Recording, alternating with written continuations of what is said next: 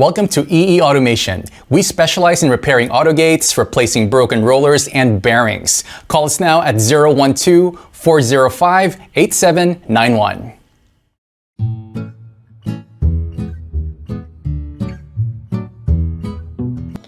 Assalamualaikum. Kepada anda yang menggunakan swing atau folding gate, tolong berdiri di tengah porch, menghadap gate dan tangkap gambar gate penuh. Kemudian, tangkap gambar arm Autogate sebelah kanan sekali dengan braket dan tangkap juga gambar arm sebelah kiri sekali dengan braket. Lebih banyak gambar yang kami dapat, lebih mudah untuk kami faham masalah Autogate yang anda hadapi. Pastikan anda pegang phone secara melintang seperti ini semasa tangkap gambar dan ambil video.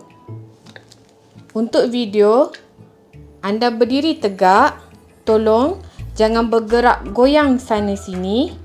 Ambil video, tekan remote sekali untuk buka kedua-dua pagar dan tutup semula.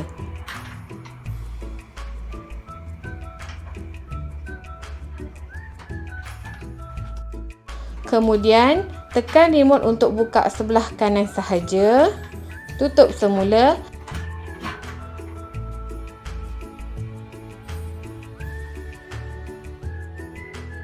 Tekan remote untuk buka sebelah kiri sahaja dan tutup semula.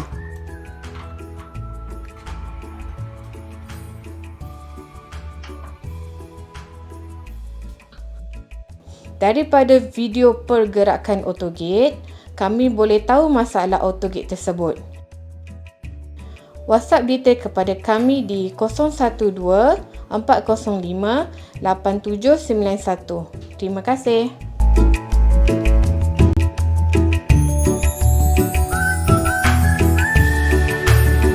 Thank you for watching this video, and please call us at 03-8062-5891 or 012-405-8791.